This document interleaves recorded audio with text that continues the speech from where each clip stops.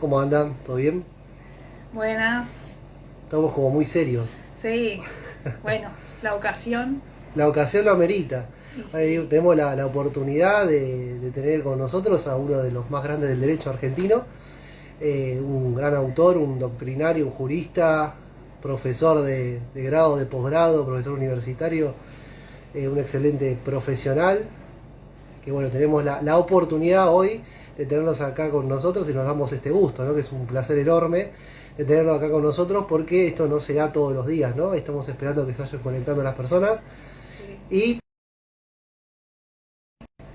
la verdad que es un orgullo que esté pasando esto, que se dé la oportunidad de que se sigan abriendo espacios, se sigan sumando colegas, grandes colegas, juristas, y la verdad muy pesados y muy, vamos a tratar de sacarle lo mejor, ¿no? Sacar el mejor jugo a todo esto, porque la verdad va a salir excelente como estamos sacando videos a full, ¿no? Sí, a También sobre full. distintos... No paramos, ni siquiera Claro, los feriados, como ni el otro siquiera día los feriados, estábamos. los fines de semana, hablando sobre procedimiento y más que nada ahora con respecto al derecho procesal electrónico, ¿no? Que es el tema que nos compete hoy en esta charla. Y ahí se sumó el doctor Camps, que ahí lo tenemos con nosotros. Ahí vamos. A ver, a ver.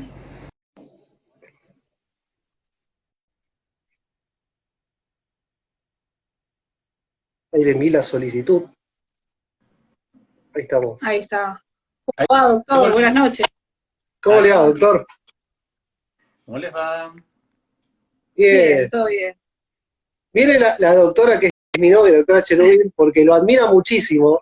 Siempre hablamos del doctor Camps, el doctor Camps escribió esto, lo otro, Sí. y la verdad que es impresionante la cantidad de bibliografía, artículos, la verdad que es un honor tenerlo acá con nosotros. Pero muchas gracias, el honor es mío.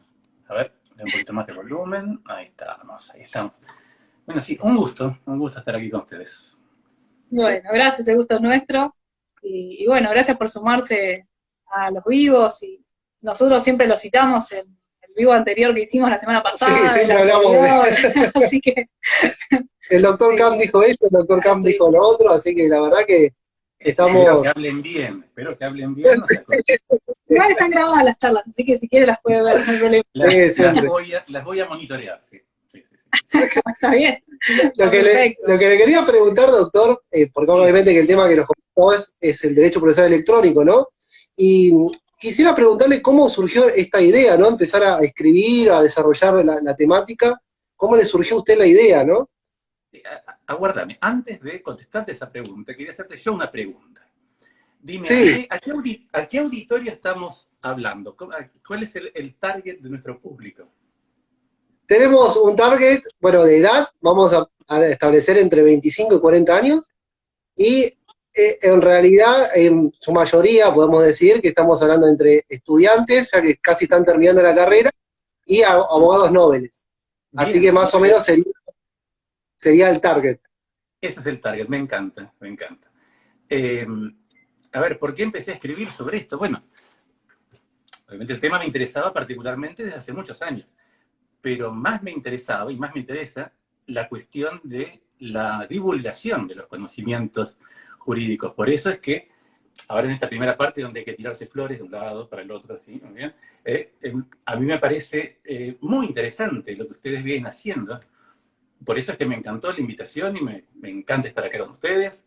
Me parece que son de los pocos streamers o, bueno, o generadores de contenidos en las redes que en el derecho con los que contamos es algo novedoso y es algo que yo creo que es imprescindible y es algo a lo que yo me quiero dedicar. Yo quiero jubilarme de mi trabajo para dedicarme a ser streamer. Eh, pero bueno, falta un poquito todavía. Estos son ensayos, por eso agradezco mucho la ocasión para poder ensayar con ustedes estos formatos de divulgación que para mí es lo que viene. De hecho, los libros que he escrito, los he escrito en otra época, en otra etapa, en otro... Yo no pienso volver a escribir libros, digamos, de la misma naturaleza. Creo que está, creo que está en crisis la cuestión vinculada con la difusión de los conocimientos en general y específicamente jurídicos.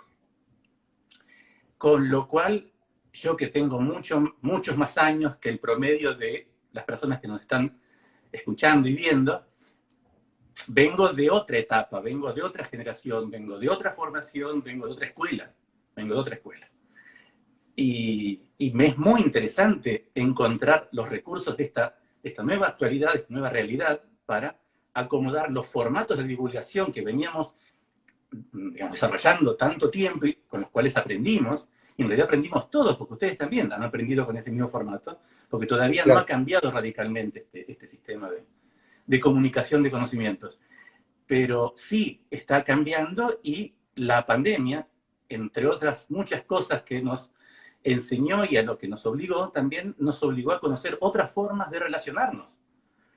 Y yo valoro muchísimo esto, aunque sea un costado positivo rescatar de todo este desastre, que es el habernos, digamos, puesto más en contacto con estos formatos de vinculación, y también con los formatos de vinculación procesal, que es de lo que vamos a hablar en un ratito más. La pandemia obligó a que litiguemos de otra manera y a que nos comuniquemos de otra manera. Y yo celebro, porque creo que estas maneras, tanto de litigar como de comunicarnos, son las que vienen, son las que se quedan y son las que tenemos que potenciar. Yo creo que el formato de ustedes es el formato de los nuevos doctrinarios del derecho, al cual espero sumarme pronto. Todavía no, pero estamos en eso, estamos en eso. Así que bueno, celebro esta reunión, estos vínculos, estas nuevas formas de llegar a la gente. A ver, mi sueño máximo es que ahora estén escuchándonos un montón de gente, como lo escuchan al Kun en Twitch. Eso sería fantástico. O sea, si llegamos a tanta cantidad de gente con el mismo interés, pero lo logramos. O sea, es la forma hoy de divulgar, de comunicar, de ayudar. En realidad es esto, porque uno cuando divulga intenta ayudar al otro, dándole ideas, compartiendo conocimientos, compartiendo discusiones, para enriquecerlo. Esa es la idea. Nosotros, en realidad, mira, mi idea es, digamos, me encanta esto de las redes sociales, tener llegar a la gente, porque además uno se va comunicando con personas no solamente de la provincia de Buenos Aires, sino que de todo el país, sumado de España, que tengo ya conocidos en España, también abogados, que también se están sumando a esto. Es impresionante. Yo, en realidad, me encantan las redes sociales, pero me gusta también escribir mucho, así como usted que ha escrito mucho, también me encanta, que también es una forma de comunicación, ¿no? Es como que se va complementando las dos cosas. Y la verdad es impresionante. Quería preguntarle en relación porque usted ha hablado mucho con respecto al proceso eficaz, ¿no? O sea, el tema de la eficacia del proceso judicial en sí, y la búsqueda, obviamente, de la tutela judicial efectiva que tenga una llegada en un plazo razonable. Y la realidad es cómo usted ve que la tecnología ayuda a eso, ¿no? Al proceso eficaz. No tengo ninguna duda de que ayuda, y es más, yo creo que, digamos, el desarrollo de la doctrina del proceso eficaz, al menos como yo la veo, como yo la entiendo, como derivación de los desarrollos de los derechos humanos, en el marco del proceso, y en el marco del proceso no penal, porque en el marco del proceso penal ya hemos tenido desarrollos de proceso eficaz desde hace mucho tiempo, ¿cierto? En realidad, casi que por el proceso eficaz penal es que se generan documentos, instrumentos como el Pacto de San José de Costa Rica en su variante judicial. Fíjense, si ustedes leen el Pacto de San José de Costa Rica, la mayor parte de sus previsiones vinculadas a lo judicial, a lo procesal judicial, para tramitar los procesos que tengan que ver con violación a los derechos humanos principales que están desarrollados con mayor detenimiento en ese tratado, son vinculados a desarrollos de derecho procesal penal efectivo. O sea, la idea era del Pacto de San José de Costa Rica, además de mencionar otro tipo de derechos, pero básicamente generar un proceso penal que evitara la violación a los derechos humanos gravísimas que existían a la época del dictado de esa convención, donde hablábamos de torturas, desapariciones, masacres, lo que ya sabemos, genocidios. De esas cosas hablamos. Entonces se precisaba un proceso penal eficaz contra ese tipo de flagelos. Y eso es lo que buscó el Pacto de San José de Costa Rica, yo creo que en su esencia. Yo estoy convencido de que fue dictado básicamente para ese objetivo. para ese objetivo, porque era lo que hacía falta en nuestra región en el año en que se suscribe ese pacto, que se genera ese pacto. Pero después, con el paso del tiempo, la cuestión, por suerte, la cuestión tan candente, tan grave del derecho procesal penal, o sea, la que atendía el derecho procesal penal que surge del pacto, que entre otras cosas a nosotros nos ha generado cambios hasta en las estructuras judiciales. Las estructuras de la casación bonaerense es derivada, o sea, una obligación estatal derivada de los compromisos del Pacto de San José de Costa Rica. Es decir, de la existencia de dobles instancias ordinarias, bueno, todos temas básicos y muy conocidos por los procesalistas penales, grupo en el que no me incluyo, yo no conozco el derecho procesal penal. Pero bueno, tengo una vaga noción de esas garantías básicas, con lo cual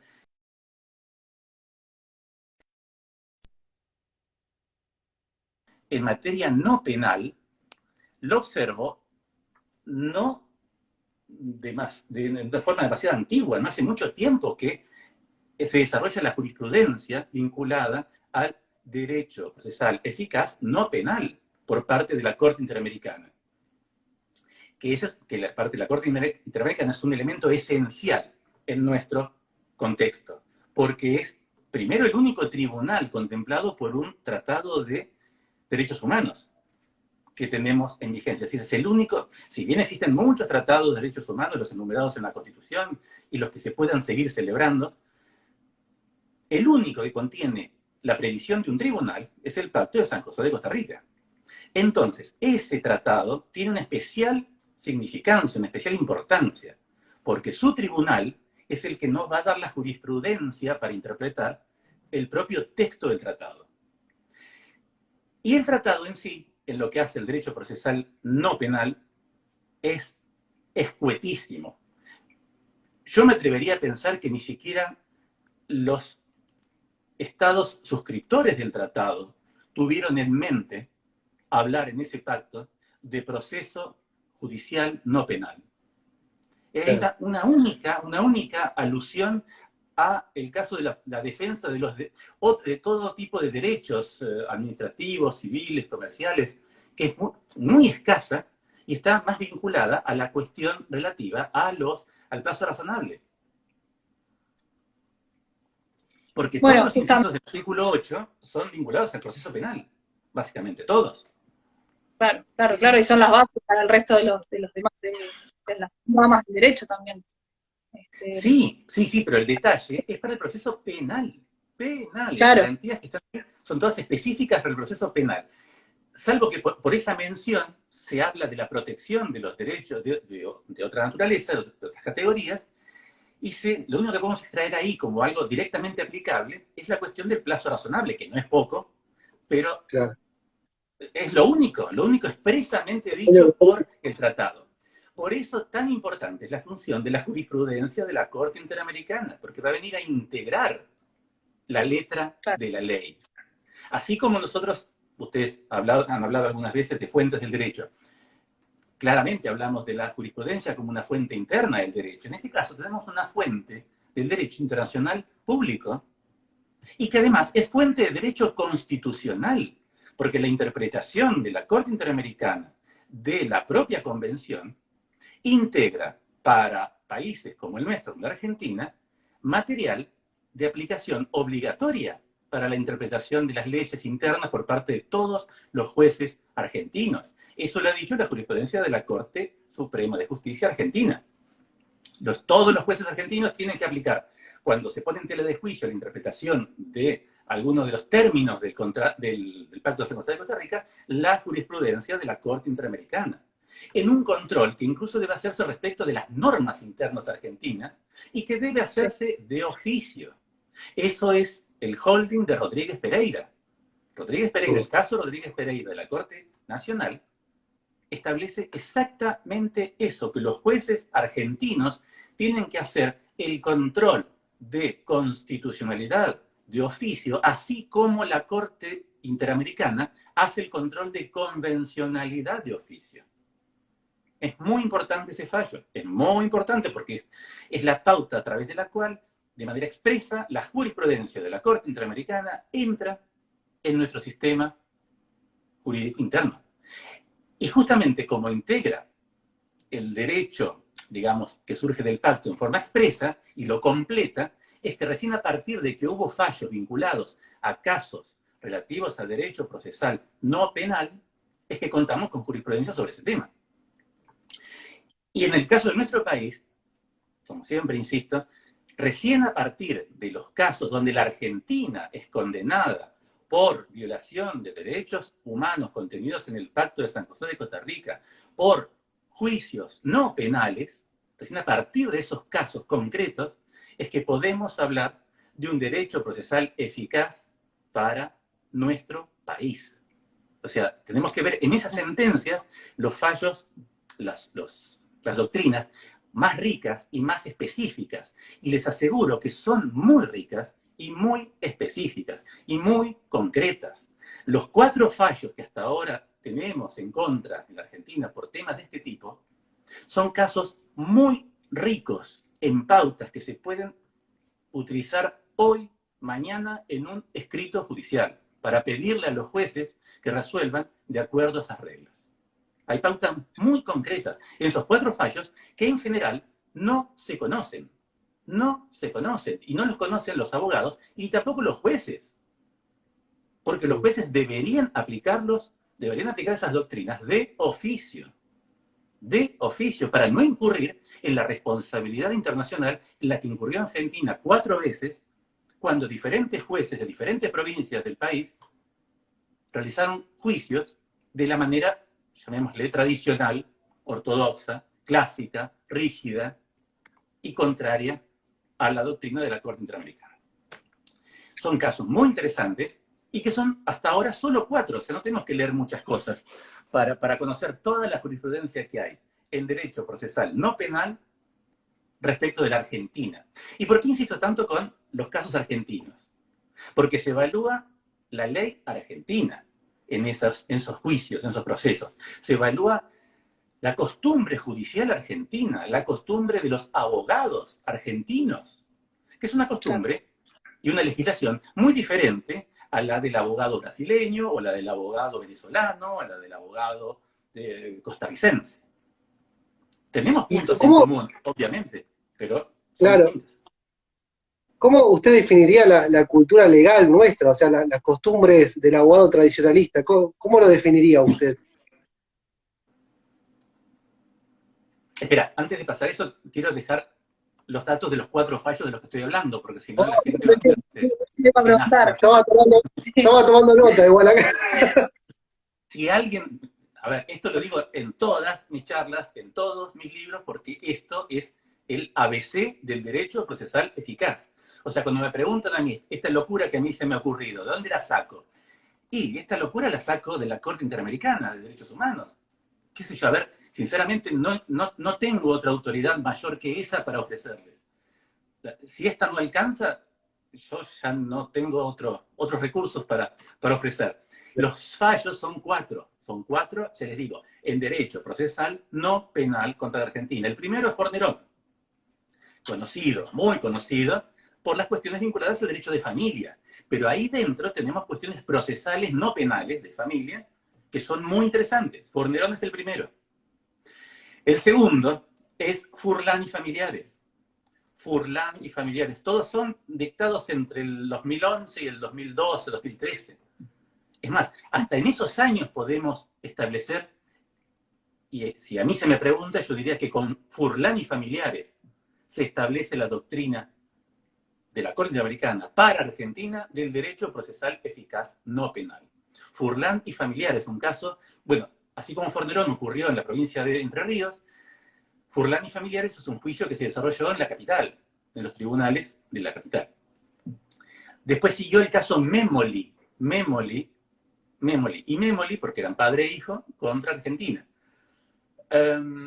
Ese caso es un caso de la provincia de Buenos Aires, también muy interesante, porque en ese caso se habla de un aspecto al cual también, si tenemos un ratito, vamos a referirnos, que es que las reglas del proceso eficaz no son solamente para actores, son también para demandados. Es decir, para todos los sujetos procesales. Las garantías del proceso eficaz, que, a mi juicio, es algo superior a la cuestión de la tutela efectiva. La tutela efectiva era la doctrina que, entiendo yo, buscaba esto mismo, pero antes de la era de los derechos humanos. La era de los derechos humanos arranca para nosotros, y a mi juicio, a partir de Furlan y familiares. Se prepara con Fornerón y aparece con Furlan. ¿Por qué digo eso? Porque en Fornerón era una cuestión de proceso de familia, que es un proceso muy importante, pero limitado. Dentro del proceso civil es una porción muy importante, pero es limitada. Mientras que Furlan es un juicio de daños y perjuicios. O sea, el juicio paradigmático del proceso no penal. Después, en Furlan y en Memoli y Memoli tenemos también una cuestión, también un juicio de daños y perjuicios, donde hay un problema con una medida cautelar, los dejo con la inquietud de ir a leerlo, es muy interesante, y cómo un demandado y un vencido penalmente, como eran los Memoli, aún así cuando fueron demandados en causa civil por daños y perjuicios, la Corte Interamericana les reconoció derechos por haber sido, o sea, indemnizaciones, por haber sido postergados con la traba de una cautelar, por haber sido mantenidos en una cautelar trabada durante un tiempo irrazonable. Fíjense ustedes cómo se protege incluso hasta los demandados, hasta, diríamos, hasta los malos son protegidos por el derecho procesal eficaz. Con lo cual, estas doctrinas no son solamente para los abogados de actores, también son para abogados de la demandada. El tercer caso es Memoli Memoli, y el cuarto y último caso hasta ahora, no he revisado la última semana, si no hubo algo, es un caso que ocurrió el año pasado. Es más, es una, no sé si la primera, pero menos contra la Argentina, es la primera sentencia dictada por la Corte Interamericana en acuerdo remoto, o sea, con firma digital, que es la causa Spoltore. Spoltore es del 2020 y es una causa de derecho laboral, de un juicio laboral, también de indemnización laboral, de determinación de daños laborales, de indemnizaciones laborales, que se dio en San Isidro, en la provincia de Buenos Aires. Así que hasta ahora, de los 4 goles que tenemos metidos desde la Corte Interamericana, 1 se lo metieron a Entre Ríos, 1 a la justicia ordinaria de la capital y 2 a la provincia de Buenos Aires, hasta ahora. 1 en la justicia civil de, creo que fue el Departamento Judicial de Junín, ahí ocurrieron los hechos de Memoli, y otro con la justicia de San Isidro, que es donde ocurrió el caso Spoltore. Estos son los 4 procesos hasta ahora que tenemos perdidos ante la Corte y de los cuales debemos aprender qué hay que hacer y qué no hay que hacer para no incurrir en la violación al derecho humano del proceso eficaz, que se basa normativamente en 2 mínimas y simples pautas del Pacto de San José de Costa Rica, el artículo 8 y el artículo 25. Con esos 2 artículos del pacto, la Corte Interamericana construye la doctrina del derecho procesal eficaz no penal. La va a condimentar con la aplicación de otras convenciones que también contemplan derechos de fondo, y también, bueno, al afectarse derechos de fondo se hablan de afectación de ciertos colectivos vulnerables o derechos de especial protección, que es donde se aplica este paradigma. Porque, a ver, dejemos algo en claro. Ustedes me preguntaban por la nueva cultura legal. Yo creo que la nueva cultura, o sea, lo que debe identificar a la nueva cultura legal, al menos en lo procesal, que es el tema que yo manejo, es la diferenciación de tipos de pretensiones. Diferenciación de tipos de pretensiones. ¿Y cuál es la diferenciación que hoy hay que hacer? A mi juicio. Y siempre en lo no penal, por supuesto. Pretensiones que se vinculan con colectivos vulnerables o con derechos de especial protección, y pretensiones que no se vinculan con colectivos vulnerables ni con derechos de especial protección. ¿Cuáles son esos colectivos vulnerables y derechos de especial protección? Los encontramos en las convenciones de derechos humanos, las reglas de Brasilia hablan del acceso a la justicia de grupos vulnerables, y tenemos una gran cantidad de grupos vulnerables. Y grupos vulnerables y derechos de especial protección a los que todos tenemos acceso o con los que todos tenemos o podemos tener contacto. Esto no es una cuestión de minorías sexuales, no es una cuestión de escasez de recursos, no es una cuestión de migrantes, de personas que migran de un país a otro obligados por las circunstancias, no es una cuestión de pueblos originarios.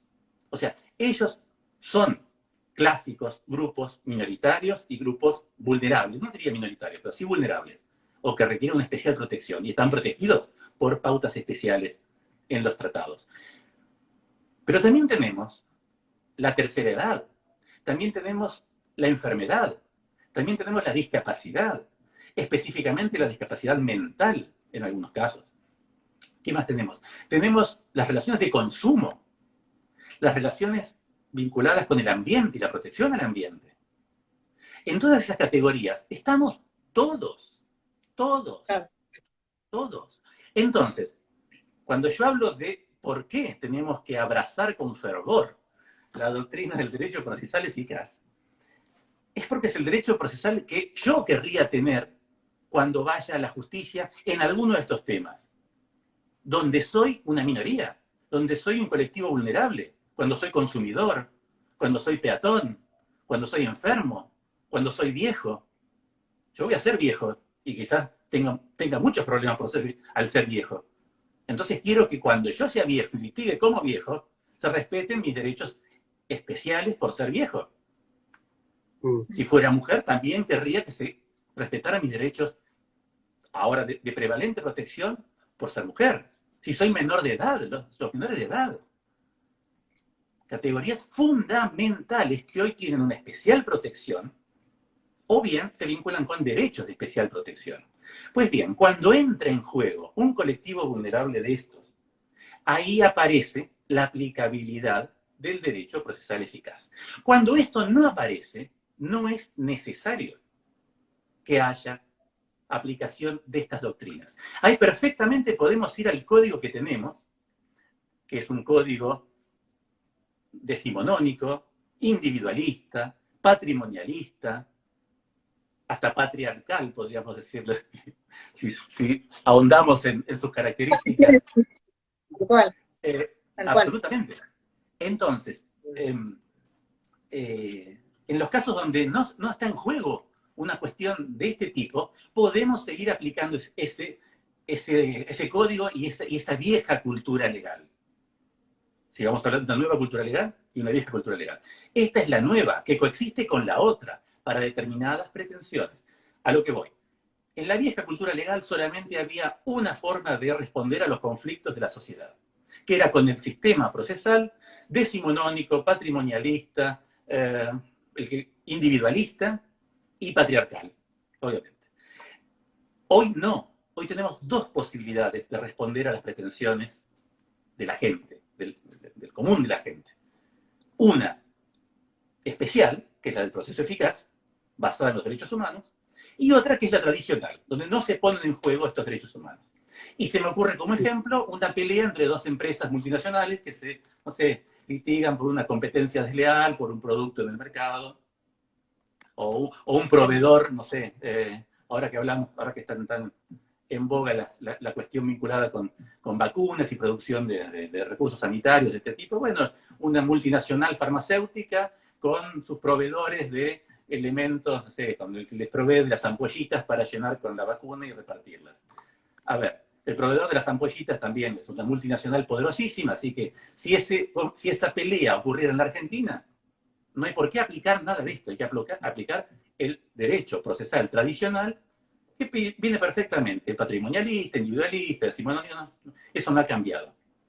Lo que no podemos es seguir contestando y respondiendo a las pretensiones con sujetos vulnerados, derechos de sujetos vulnerados, con aquellas reglas, porque ahí la Corte Interamericana nos va a pegar, como ya nos pegó. Claro. Entonces, creo que por acá viene la cosa, por lo cual, ya, digamos, todos nuestros asistentes, nuestros escuchas, radioescuchas, ¿qué son? Conectados, ¿cómo se denomina? Seguidores, seguidores. Nuestros followers, bueno, lo que sea, que trabajen en empresas, sean abogados de empresa o en estudios que atienden grandes empresas o grandes grupos económicos, podrían, digamos, retirarse. No creo que tenga mucho interés permanecer en esta charla. Claro. La idea de esto es para todos los otros abogados que trabajamos con el resto de las pretensiones, que son además las pretensiones que afectan a la gente común, que nos afecta a nosotros, que afecta a la gente. No digo que los empresarios no sean gente, pero bueno, tienen, digamos, cuando hacen negocios se manejan con pautas bastante deshumanizadas. Exactamente. Sí, además la protección al consumidor y bueno, hay una serie de normativa que podríamos aplicarla para justamente lo que decía, la persona vulnerable. Absolutamente, absolutamente. Es más, esos grupos económicos importantes y grandes que cuando se litigan entre ellos tienen sus propias reglas, y lo digo en sentido literal, porque es bastante improbable que esas empresas litiguen como litigamos nosotros los cristianos de a pie. Esas empresas litigan en el marco de otros sistemas, como es el arbitraje, donde incluso eligen sus propias reglas, lo cual está previsto para eso. Así que fíjense hasta qué punto tienen ellos, estos grupos, estos sectores, digamos, de derechos no especialmente protegidos, su propia justicia. Ni siquiera compartimos tribunales. El arbitraje para ellos.